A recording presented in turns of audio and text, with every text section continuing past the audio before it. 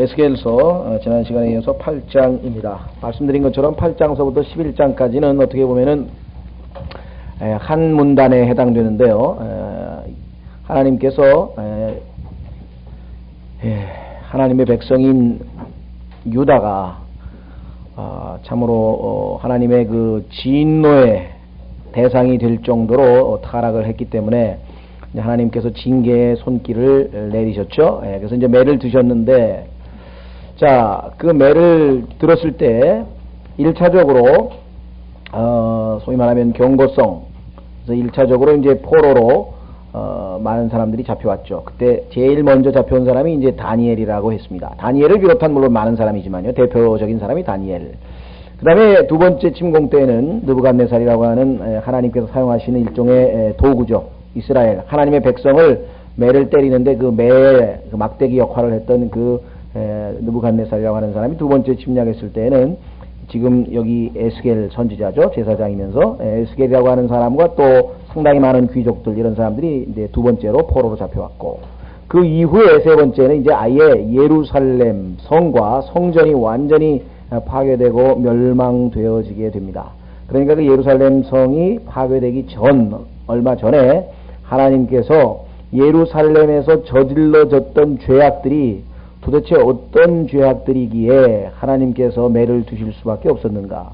그리고 매를 두 번이나 들어서 그렇게 경고를 했는데도 불구하고, 그러면 정신을 차려야죠. 그렇죠? 정신을 차려야 되는데 정신을 차리지 아니하고 여전히 지금 그 자신의 민족이 두 번에 걸쳐서 저기 먼 나라로 포로로 잡혀가서 지금 고생하고 있는데, 그러면은 지금쯤 죄를 뒤집어 쓰고 옷을 찢고 예를 들면 지금 머리를 밀고 지금 이 회개를 해야 될 판인데, 그렇지 않고 여전히 더 지독한, 더 가증스러운 죄를 짓고 있는 그 예루살렘 현장으로 하나님께서 이제 그들을 데리고 가시는 거예요. 그렇게 해서 교육을 시키시는 거죠. 누구에게? 지금 포로로 와 있는 사람들에게.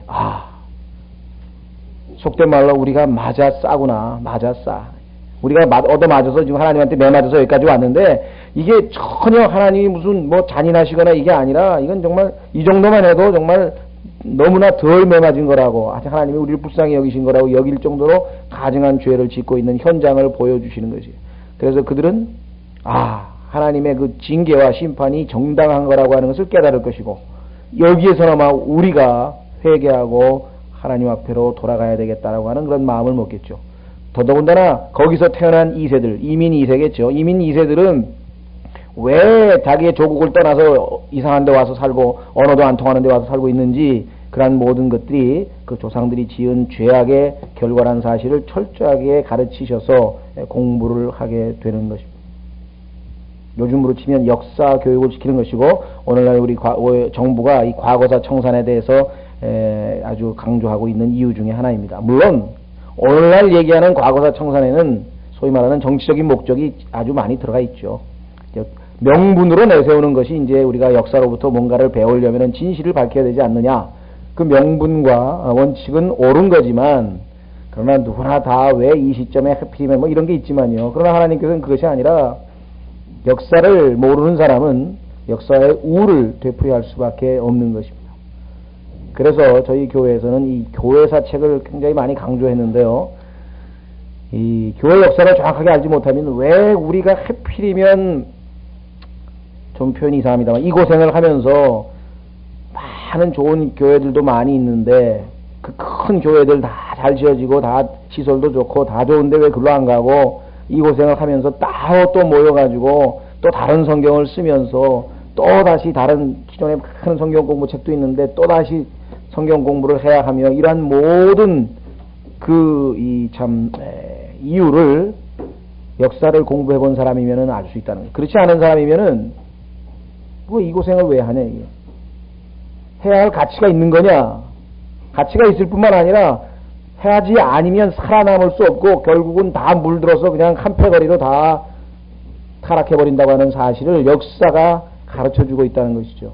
그래서 우리는 교회사를 열심히 읽으라고 하고, 그래서 이 피 흘린 발자취 요약을 한 교회사, 아주 피 흘린 발자취서부터 시작해서 순례하는 교회사, 그 다음에 신약 교회사, 또 이 요즘에 새로 나온 교회사 이런 것들은 기존에 있는 교회들에서는 전혀 가르치지 않을 뿐만 아니라 정반대로 가르치고 있어요. 정반대로.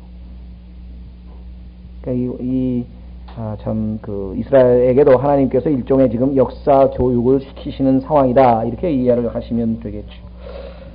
자, 그래서 8절서부터 8장 1절에 보시면 제6년 6월 곧 그달 5일에 나는 내 집에 앉아있고 유다의 장로들은 내 앞에 앉아있는데 주 하나님의 손이 거기서 내 위에 임하시니라.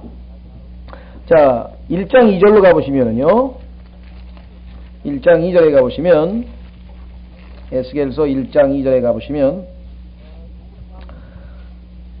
연대기가 나오는데 여호야긴 왕이 포로가 된 지 5년이 되던 해 그달 5일에 이렇게 돼 있죠. 예.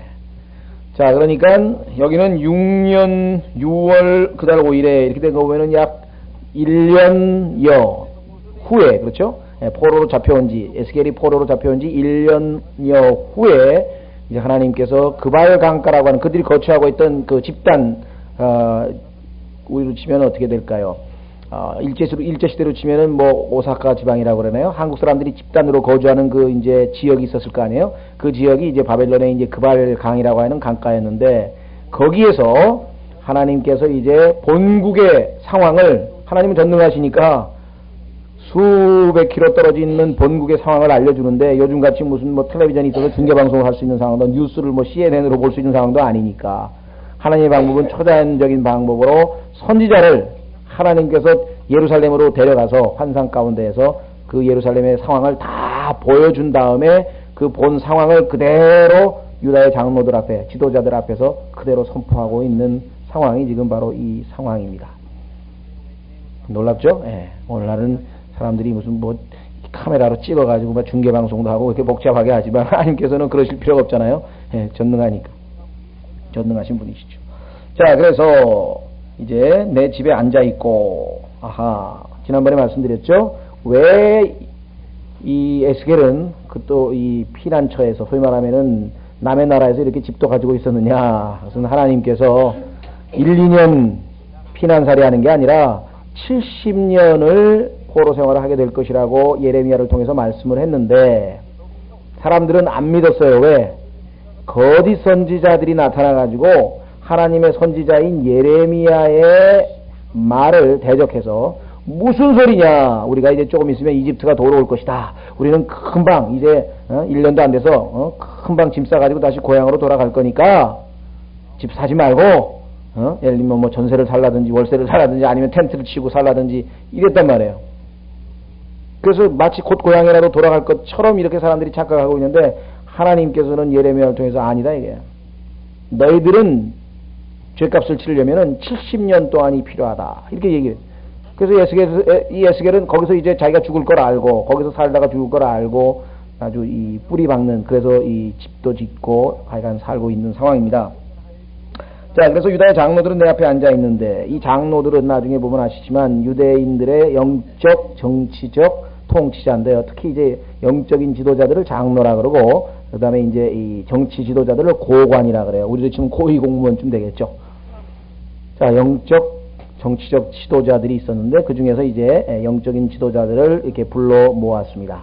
글쎄요, 하나님께서 아마 명령을 하셨겠죠. 여기는 그런 얘기는 없지만은 왜? 1장서부터 7장까지의 하나님 말씀을 쭉 들어보니 이야, 이게 상황이 심각하구나.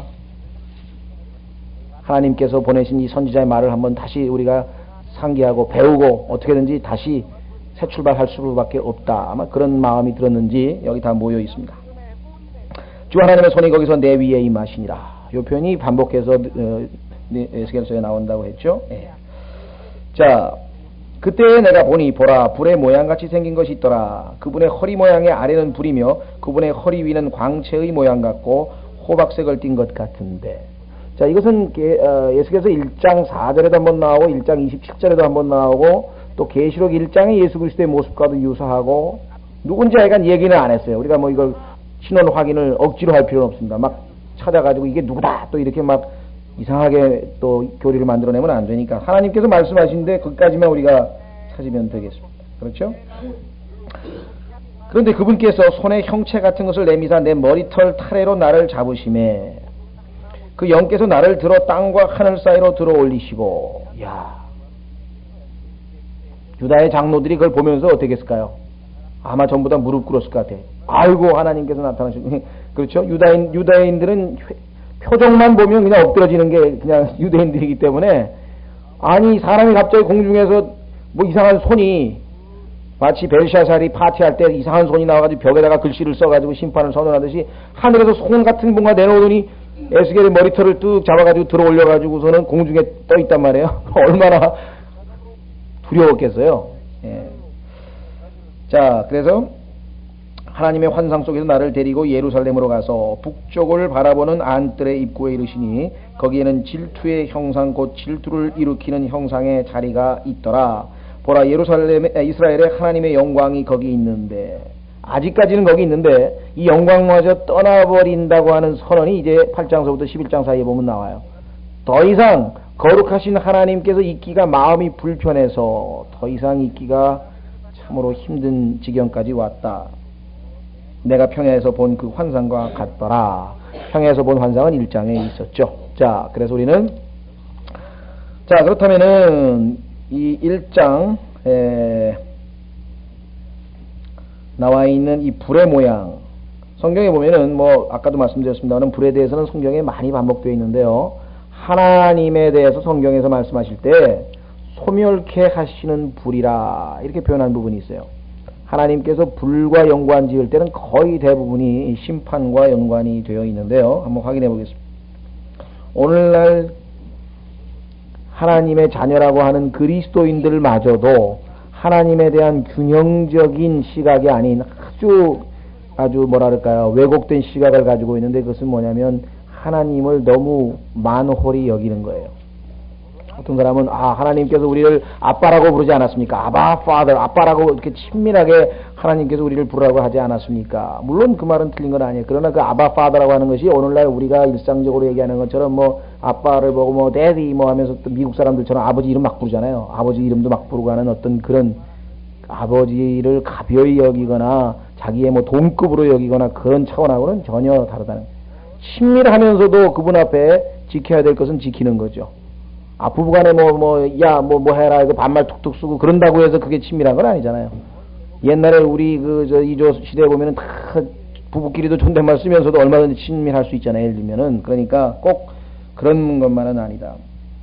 히브리서 12장입니다. 12장 29절에 보시면, 히브리서 12장 29절에 이는 우리 하나님이 소멸시키는 불이시기 때문이라. 소멸시키는 불. 거룩하신 분, 의로우신 분, 오죽하면은 그 하나님께는 두려운 위엄이 있도다 라고 엘리후가 욥기 37장에서 고백했겠습니까? 그거를 한 번도 못 느낀 사람은 정말 하나님을 모르는 거예요. 하나님 앞에 적어도 자기가 죄인으로 한번 서 있을 때, 우리가 구원받은 이후에는 물론 그렇게 하나님이 무서워서 벌벌 떨고 그럴 리가 당연히 없겠지만, 적어도 아직 구원받기 전에 자기가 하나님 앞에 섰을 때 그분에게는 terrible majesty. In God there is terrible majesty.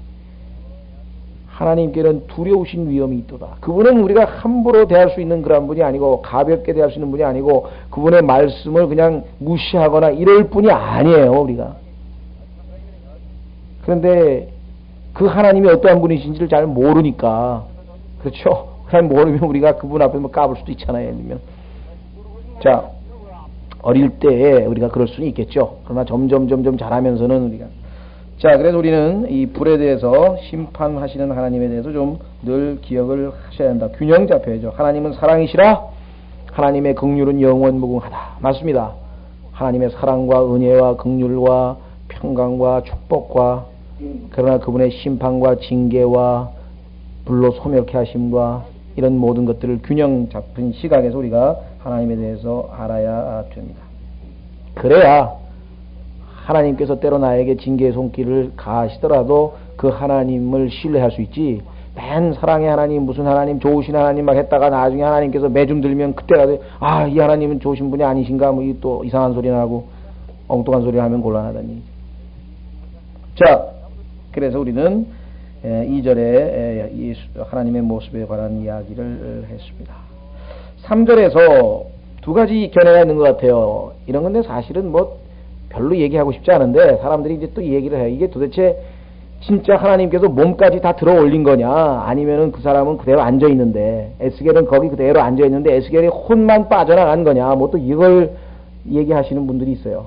성경에 안 써 있으면 그냥 없는 대로 하면 되는데, 성경에 보면 두 가지 가능성이 있을 것 같아요.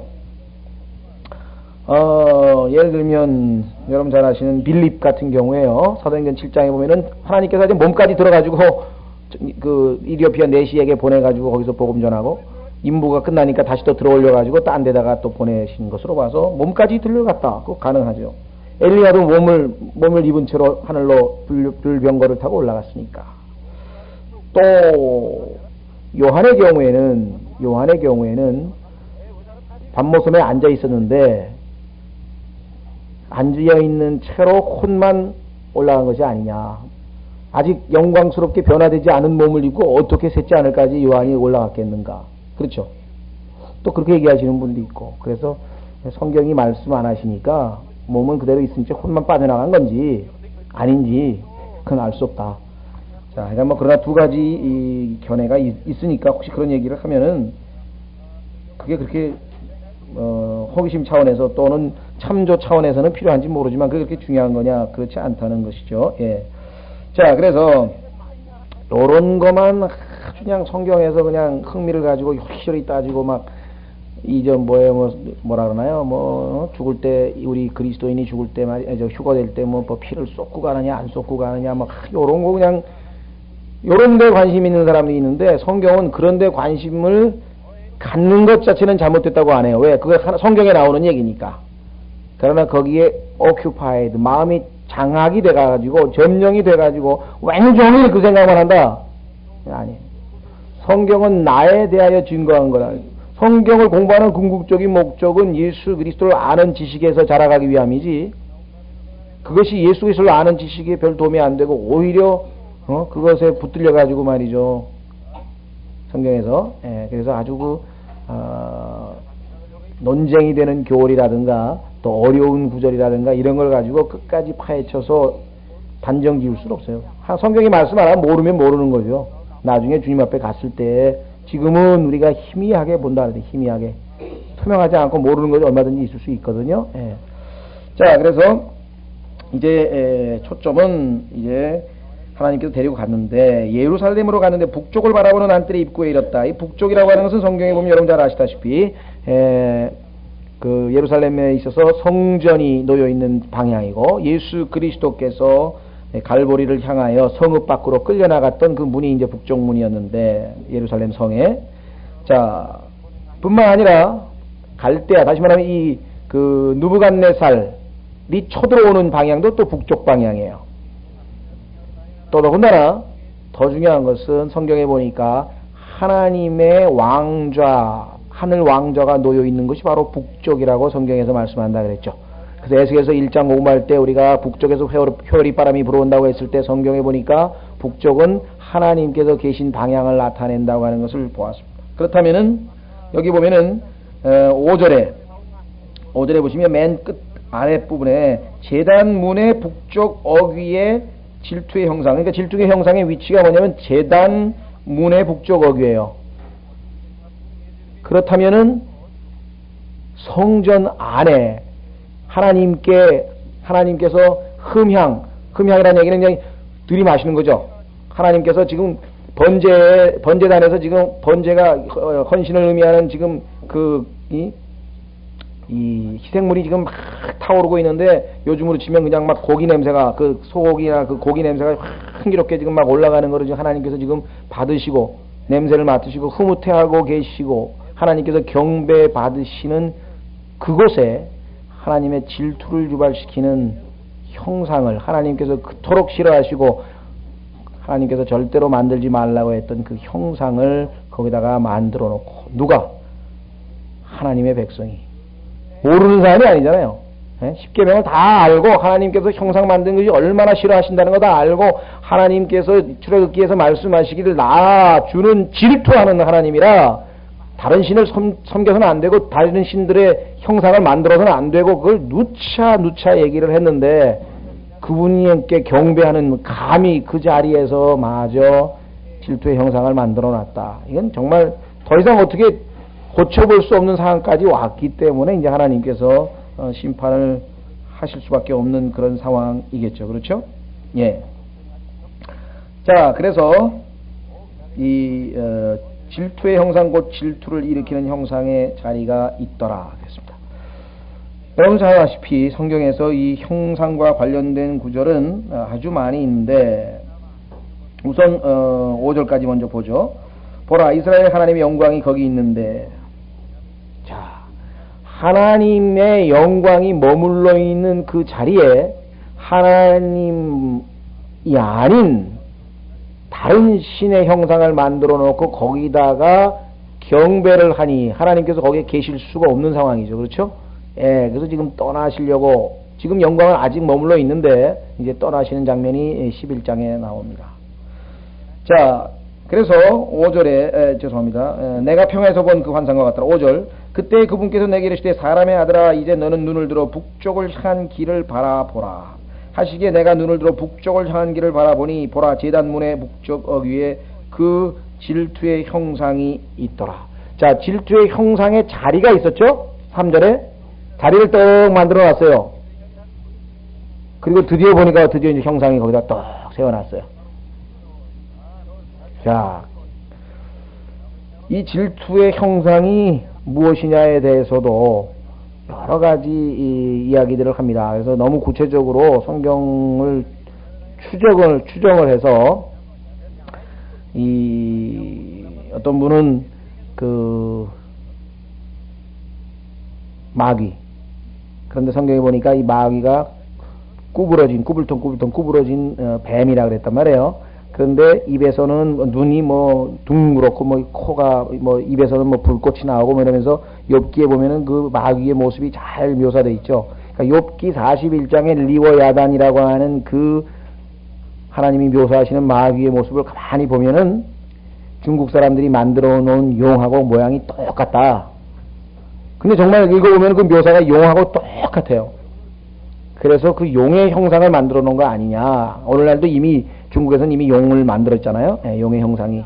사람들은 그걸 뭐 상상의 동물이라 뭐 이랬는데 상상의 동물이 아니고 성경에 묘사가 되어 있기 때문에 알았겠죠. 또 그러나 성경적으로 봤을 때 그건 좀 지나친 추정이 아닌가 싶어요. 왜냐하면 성경에 뭐 추정이 가능은 하겠지만은 단정적으로 얘기할 수 오히려 성경에 보니까 실제적으로는 사람의 형상들이 여러 번 세워진 적이 있었죠. 그렇죠?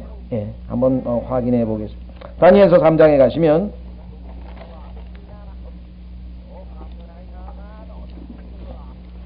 자, 하나님께서 뭐 십계명은 찾지 않습니다. 여러분 잘 아시는 것처럼 형상을 절대로 만들지 말라고 했고 거기다 절하지 말라고 했는데 질투하시는 하나님의 질투를 유발시키는 일들이 발생했습니다. 자, 이 질투의 형상이라고 하는 용어는 두 가지 각도에서 볼 수 있습니다. 하나는 사탄이 하나님을 질투해서 사람들로부터 자기가 경배를 받고 싶어 하는 거예요. 심지어는 예수님께도 나에게 경배하면 내가 이 세상의 왕국을 다 주겠다고 마귀가 유혹을 했었지 않습니까? 그러니까 이 질투라고 하는 말은 사탄이 하나님을 질투해서 사람들로부터 또는 모든 피조물들로부터 하나님 대신 자기가 경배를 받고자 한다. 그런 의미에서 우리가 질투의 형상이라고 표현할 수 있겠고, 반대로 하나님께 경배해야 되는데 그 형상에, 그 질투의 형상에다가 절을 하니까 하나님께서 질투가 유발되셔서 결국은 하나님의 백성을 심판하신다. 두 가지 각도에서 우리가 다 설명이 가능하겠습니다. 그렇죠? 예. 자, 우선 다니엘서 3장으로 가보시면 다니엘서 3장 1절에 보시면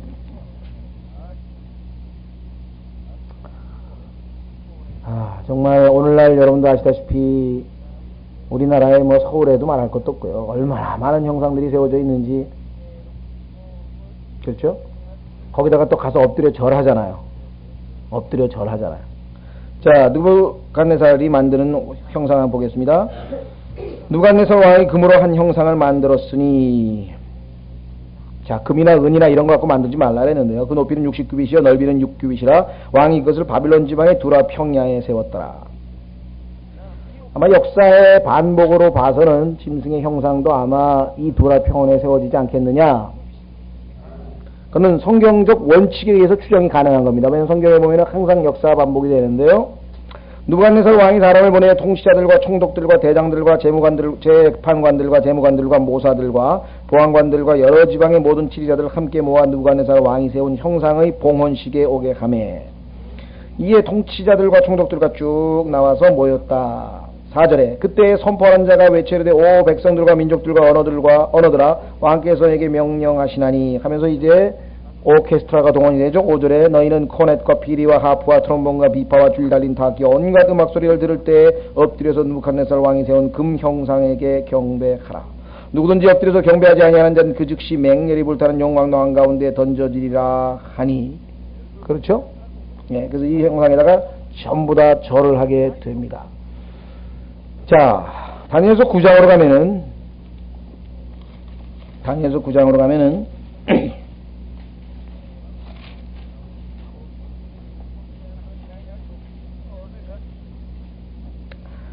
하나님께서 경배받으시는 그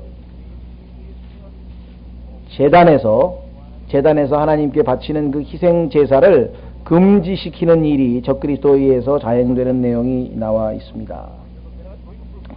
다니엘서 9장 27절 그가 많은 사람과 한 이래 동안 언약을 확정하겠고 그 이래의 한 중간에 희생물과 봉헌물을 여기 나와 있죠. 그치게 할 것이며 더 이상 이스라엘로 하여금 하나님께 경배 드리는 일을 못하게 한다.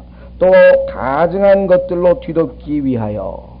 자, 지금 에스겔서도 이제 8장에 보시면 그 가증한 것들, 온갖 짐승들, 온갖 형상들을 만들어가지고 하나님의 성소를 다 더럽히고 있는데 그것을 황폐하게 하되 완전히 끝날 때까지 그리야 할 것이며 작정된 것이 그 황폐한 곳에 쏟아지리라. 자, 그런데 그러면 거기서 하나님 대신 누구에게 경배를 하느냐? 자, 계시록 16장으로 오시면 짐승의 형상을 거기다 떡 만들어 놓는다. 계시록 16장.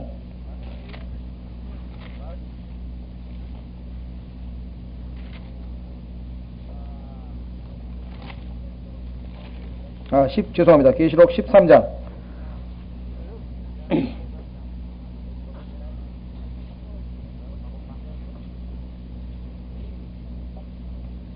자, 계시록 13장에 보시면요.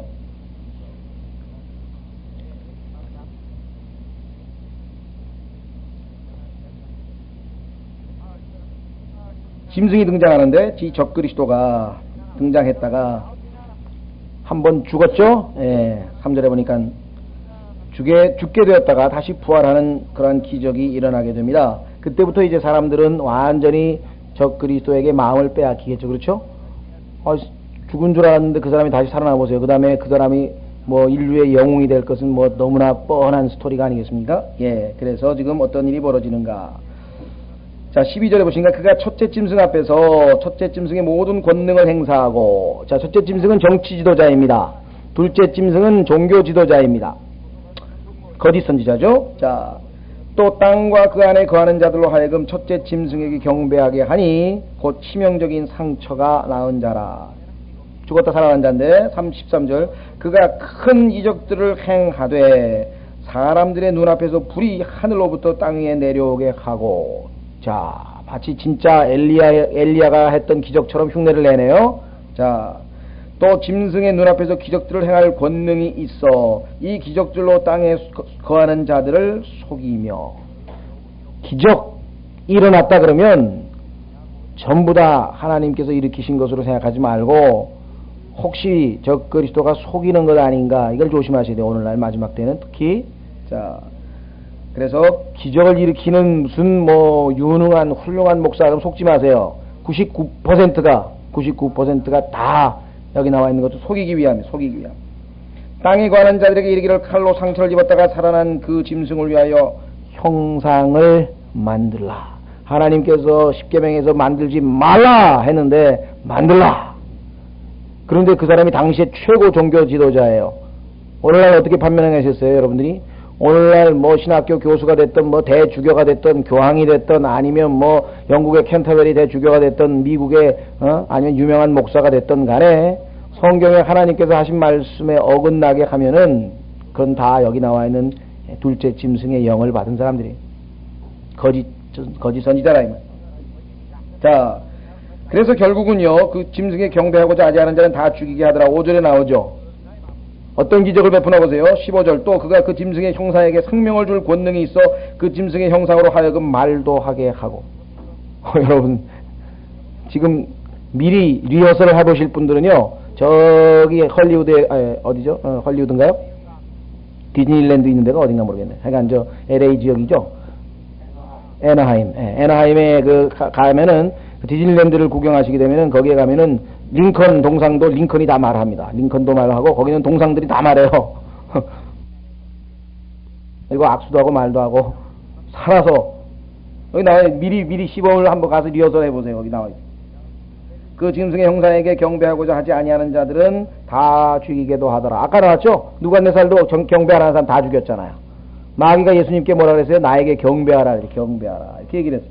자, 마지막으로 요 짐승의 형상과 관련지어서 데살로니가 후서 2장 3절. 아마 막판에 가면은 그 형상에게 절하는 것도 아마 마음에 안 들었는지 모르겠어요. 그래서 자기가 또 거기 앉아가지고 자기가 살아있는 하나님이니까 자기에게 경배하라. 그러니까 유대인들은 짐승에 경배하라는 소리, 형상에 경배하라는 소리, 자기에게 경배하라는 소리, 아마 그 소리 들었을 때 상당히 많은 사람이 속았다는 걸 그때 알 거예요. 진짜 하나님이라면 그런 일을 안 하시니까. 자, 데살로니가 후서 2장에 보시면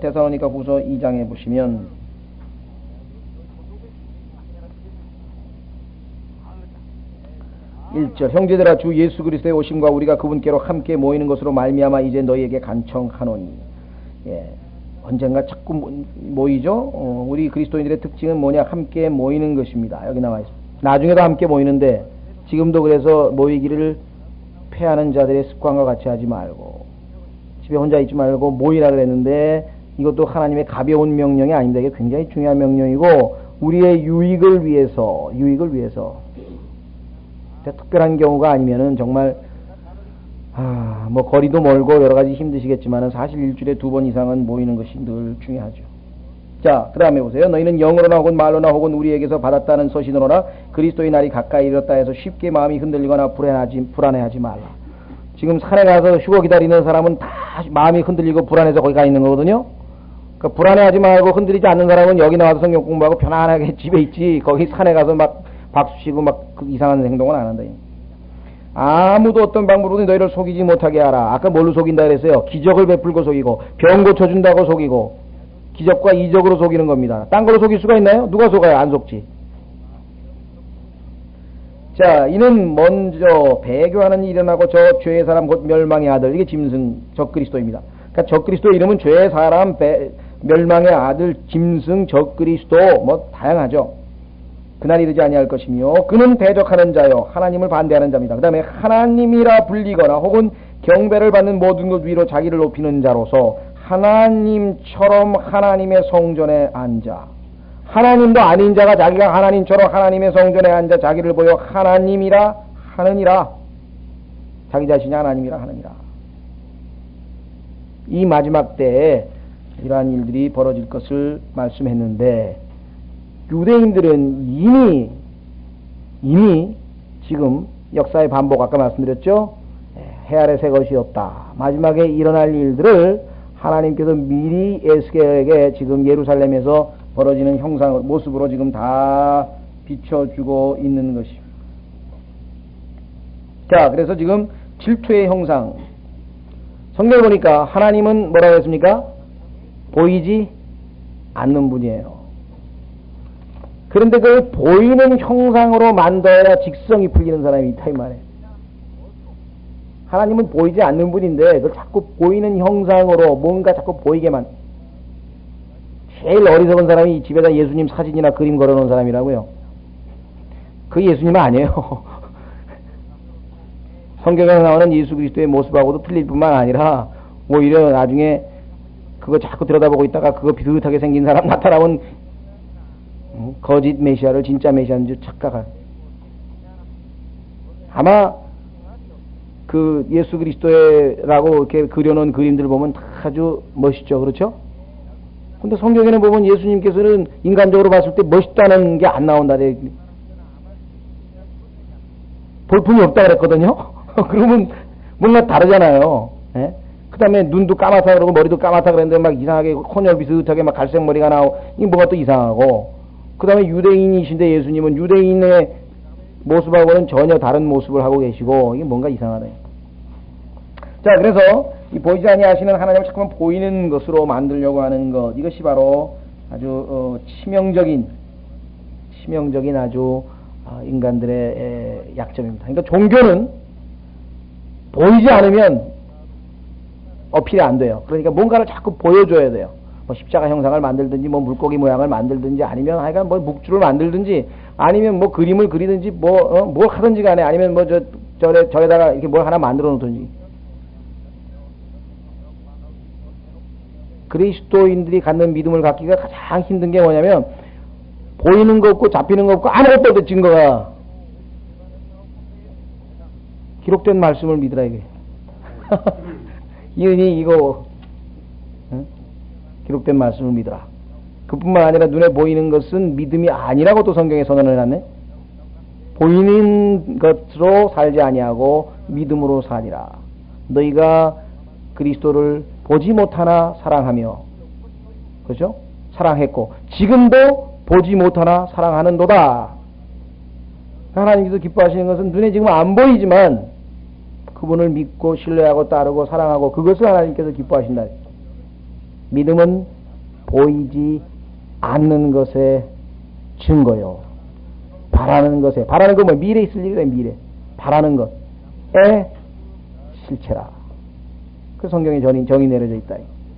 그래서 하나님을 신뢰하는 것은 전적으로 그분의 인격을 신뢰하는 거죠. 하나님께서 말씀하시니까 그분은 믿을 만한 분이시고 그분의 말씀을 내가 믿고 그대로 믿음대로 행동한다.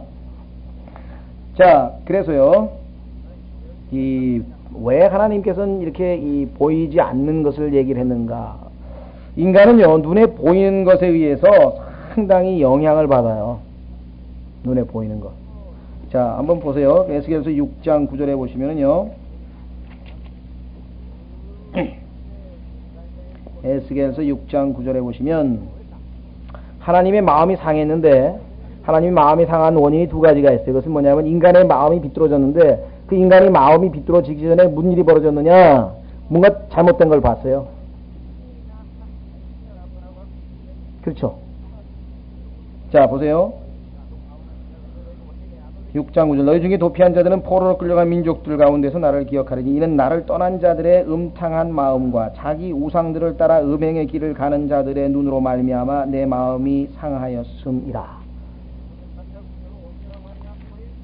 그래서 몸에 빛은 눈이라 하고 마태복음 6장에서 예수님께서 말씀하신 것입니다.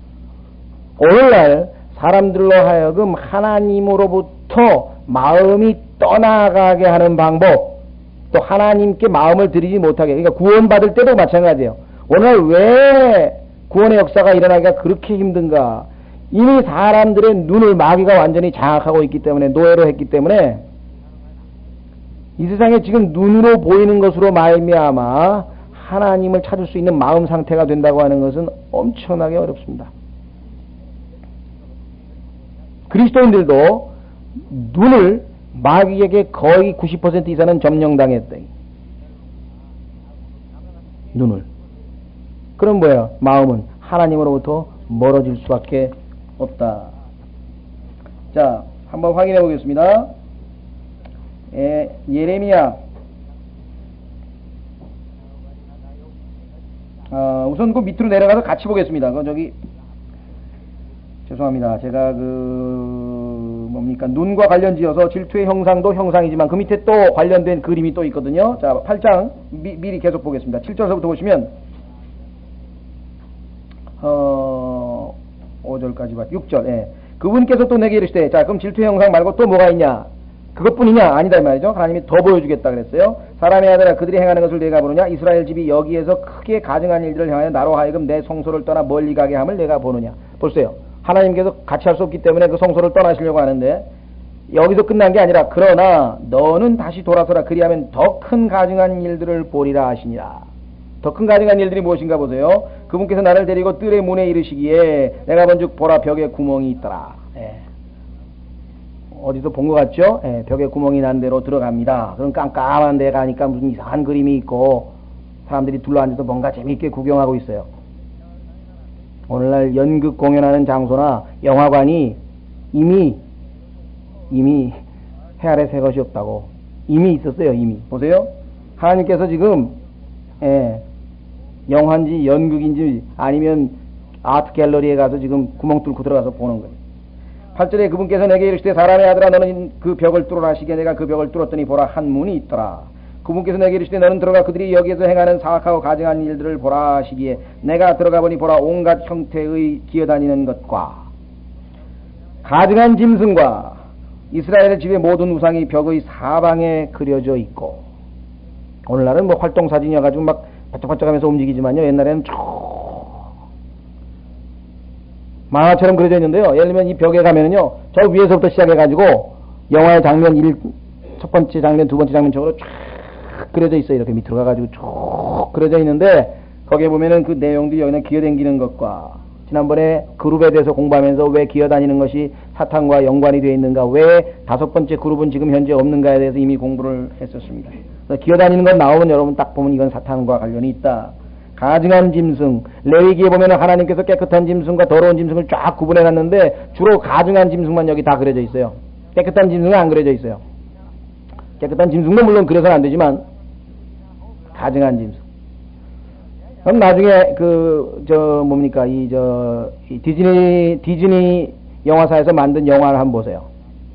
거기 나오는 그 짐승들 보면 뭐 미키마우스를 비롯해서 배트맨, 뭐 스파이더맨 이게 전부 다 이게 성경에 보면 다 더러운 짐승에 속하는 레위기에 보면 그런 식으로 영화로 다 만들었대. 왜? 하나님은 가증스러운 짐승이라 그랬는데 사람들에게는 친숙한 짐승이 된 거야. 친숙하게 만들어가지고 진짜 나중에 그런 게 나타나도 별로 혐오감을 안 느끼게 이미 지금 다 정지 작업을 하고 있는 것이죠. 그렇죠?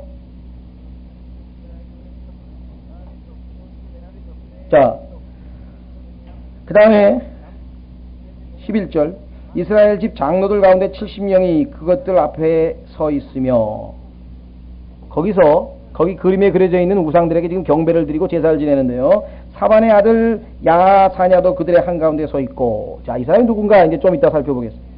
그들이 저마다 자기 손에 향로를 들었는데 여러분 향로 하면은 뭐예요? 계시록에 보니까 향기가 향로에서 쫙 해서 하나님께로 올라간다. 성막에 보니까 향로를 통해서 향로는 뭐예요? 기도를 나타내는데 지금 기도를 살아계신 하나님께 기도를 하고 있는 게 아니라 비나이다 우리 집 자손 잘 되게 해 주옵소서 이러고 있는 거예요. 지금 비나이다 하고 있는 거예요. 지금 구름 같은 향이 위로 올라가더라. 그때 그분께서 내게 이르시되 사람의 아들아 이스라엘 집 장로들이 어두운 곳에서 여러분들 영화관에서 보는 그 수치스럽고 민망스러운 장면을 환한 데서 보라 그러면 보겠습니까? 예? 모르겠어요. 이거 엊그제 무슨 영화배우 이훈주라고 하는 배우가 죽었다는데 추모에 물결일고 난 보니까 나이도 25살밖에 안 되고 젊은 사람이더라고요. 근데 보니까 여러 가지 원인 중에 하나 있죠. 내가 보니까 그 같아요. 이 돈 얘기가 나왔는데 자꾸만 그 영화사에서 누드씬을 자꾸 찍으라고 자꾸 벗으라고 해가지고 돈 더 주겠다고 해가지고 아마 자기가 싫은데 아마 그렇게 이제 벗고 찍었나 봐요. 근데 노출 장면이 이제 너무 과도하게 나와가지고 자기가 그 영화를 봐도 수치스러운 거야. 성경에 나왔잖아요. 죄 지은 사람이 나중에 자기가 자기 걸 봐도 너무너무 그래가지고 우울증에 걸려가지고 자살해버렸단 말이에요. 네? 자, 어두운 곳에서 봐도 여기 어두운 곳에서 저마다 자기 형사 어두운 방에서 행하는 것을 내가 보았느냐. 이는 그들이 이르기를 주께서 우리를 보지 아니하신다. 주께서 이 땅을 버리셨다 하기 때문이라. 어떻게 해서 그렇게 가증스럽고 끔찍하고 참 민망스럽고 음탕하고 이런 일들을 그냥 버젓이 할 수 있는가? 그들의 심리 상태는 딱 하나뿐이에요. 하나님이 우리를 안 보고 있다. 걱정하지 말라 이게. 걱정하지 말라. 왜? 우리를 보는 사람 다 똑같은 우리하고 똑같은 인간들이야. 다 우리하고 비슷한 사람.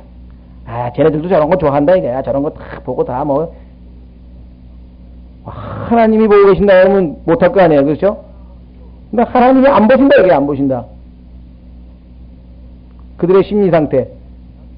그렇죠? 자, 하나님께서 우리를 보지 아니하신다. 주께서 이 땅을 버리셨다 하기 때문이니라. 그러면서 13절에 하나님께서 더 지독한, 그 다음에 더 지독한 거 지금 몇 개 더 있어요. 강도가 점점 심해지는데 이제 두 번째 끝까지 보면은 뭐냐? 그림인데요. 오늘날로 치면 이게 뭐 미술관에 가도 요즘에 보면은 또 모르겠어요. 이 영화관 또 연극하는데 이런 데 가면 사람들이 심히 삭살하죠. 왜? 깜깜하니까. 아무것도 안 보이는데. 그렇잖아요. 깜깜하니까. 뭔 짓을 하면 뭐. 그래서 어둠의 자식들이라고 그러죠. 그리고 그리스도인들은 뭐예요? 빛의 자녀라. 빛의 자녀. 아버지와 아들과 교제하는 자들은 뭐 빛 가운데 걸을 때만 교제가 가능하다 그랬단 말이에요. 네. 네. 어둠의 자식들, 어둠의 자녀. 자, 그래서 한번 확인해 보겠습니다. 눈과 마음과의 상태. 예레미야 애가 3장 51절. 예레미야 애가 3장 51절.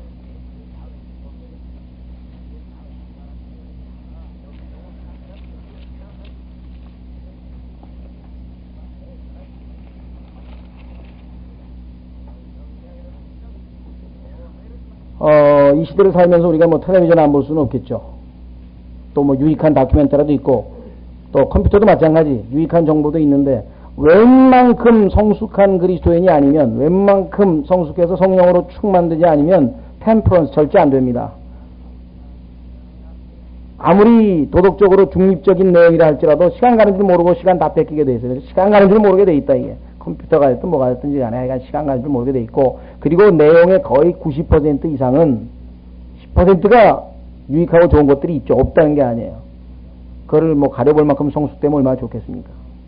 그러나 나머지는 전부 다 우리로 하여금 참으로 육신적으로 될 수밖에 없는 그런 내용들로 꽉 차 있다. 전 세계를 어떻게 장악했어요, 마귀가? 사람의 눈만 딱 현혹시키면 마음은 자동적으로 부패하게 돼 있대. 마음은 자동적으로. 그러니까 솔로몬도 그 예쁜 여자들 자꾸 쳐다보다가 하나님으로부터 마음이 떠났다고 성경에 나왔죠. 자, 예레미야 3장, 예가 3장 51절. 예레미야 예가 3장 51절에 보시면요. 내 도시의 딸들로 인하여 내 눈이 내 마음을 상하게 하는도다. 사실 이게 지금 마음이 상한다고 하는 얘기는요, 조금 해석이 가해진 것입니다. 그 얘기는 뭐냐면, 정말 그 하나님의 백성들이 하고 다니는 모습이 이 예레미야의 마음을 상하겠다. 그렇게 봐서 이렇게 얘기를 했지만, 사실은 정확한 번역을 보면은요, mine eye affected mine heart. 내 눈이 내 마음에 영향을 끼친다 이 말이에요. 내 눈이 무엇을 보느냐에 따라서 내 마음이, 예수님께서 몸에 비춘 눈이라. 그렇죠? 그래서 눈이 깨끗하면 마음도 깨끗하고, 눈이 더러우면 마음도 더러우고. 창이잖아요. 마음의 창이라 하죠, 우리. 눈은 마음의 창이라. 예? 눈은 마음의 창이라. 베드로 후서에 가면은요, 마지막 때의 특징에 특히 거짓 교사들, 그들을 보면은요, 음욕이 가득한 눈을 가지고, 이렇게 성경에 써 있어요. 예? 자, 그래서 하나님께서 이스라엘 백성들이 가나안 땅으로 들어가게 되면은 그곳에 있는 사람들을 다 죽이라 그랬어요. 왜? 그 사람들은 이미 도덕적으로 다 타락을 해가지고 하나님의 심판의 대상이 되기 때문에 다 죽이고, 심지어는 짐승도 죽이라 그랬죠. 왜? 짐승도 다 더럽혀져 있어요. 성경에 보니까 짐승도 다 죽여야 돼요. 어린애들마저도 다 타락해. 다 죽이라 그래. 하나님 하나도 남기지 말고 다 죽여. 그런데 거기서 그친 게 아니라 그 사람들이 남겨놓은 소위 말하는 문화유산이라고 할 수 있는 그림들, 그것도 다 없애버리라 하나님께서. 자, 한번 확인해 보겠습니다. 민수기 33장 50절. 민수기 33장 50절.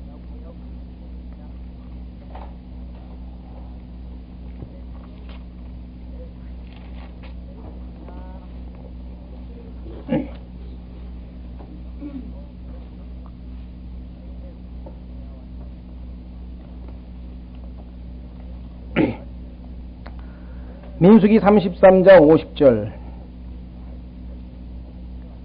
주께서 여리고에 가까운 요르단 옆 모압 평야에서 모세에게 말씀하여 이르시되 이스라엘 자손에게 말하고 그들에게 이르라. 너희가 요르단강을 건너 가나안 땅에 들어가거든 어떻게 해야 되느냐. 그 땅의 모든 거주민을 너희 앞에서 몰아내고. 왜? 물들이면 큰일 나요.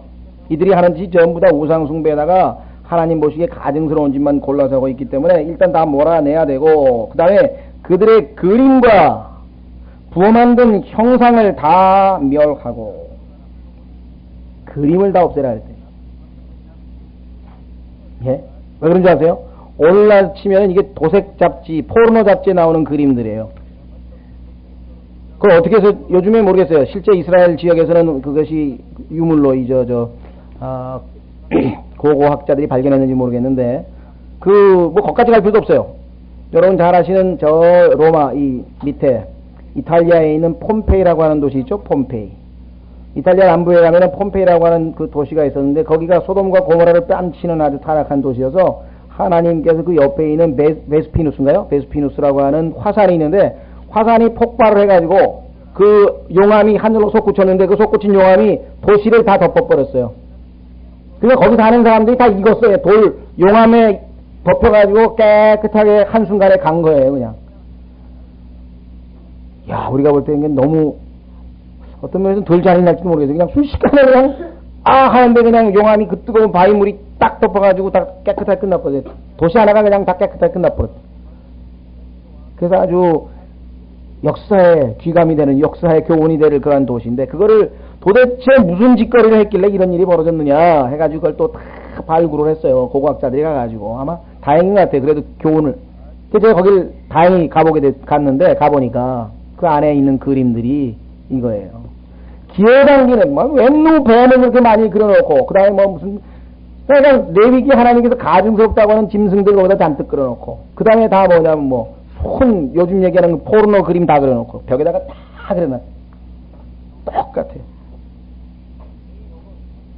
성경에 보니까 하나님께서는 눈이 순결하셔서 차마 악을 보지 못하시고, 하나님은 그건 쳐다보지도 않아요. 아예 쳐다보지도 않고, 그거를 심판하는 이 천사들을 보내서 심판을 하시는데, 그만큼 지금 하나님께서는 도저히 견딜 수 없는, 마치 왜 어떤 물이 오염이 되면, 지난번에 우리 정영재님하고 어디 가서 쏘가리를 얻어먹었나, 그러니까 쏘가리는 없어진다잖아요.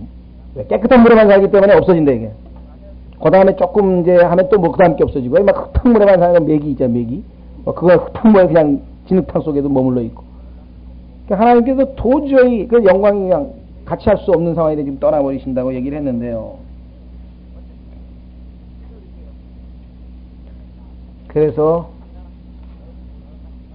이 미국도 그렇고 이 성령들음이 있는 독립침례교회에서 자꾸만 텔레비전 얘기를 하는 겁니다. 텔레비, 영화, 그게 꼭 나쁜 겁니까? 꼭 나쁘다 그러지 않았어요. 또 100% 또 반드시 보지 말아야 된다 이렇게도 하지 않았지만, 정말 분별력이 있어서 예수 그리스도께서 내 옆에 계셔서 같이 보고 즐길 수 있는 정도의 수준이면 보라 이게. 그러나 예수님께서 옆에 앉아 계시다가 고개를 돌릴 정도면은 그건 이미 벌써 문제가 있는 거죠. 그렇죠?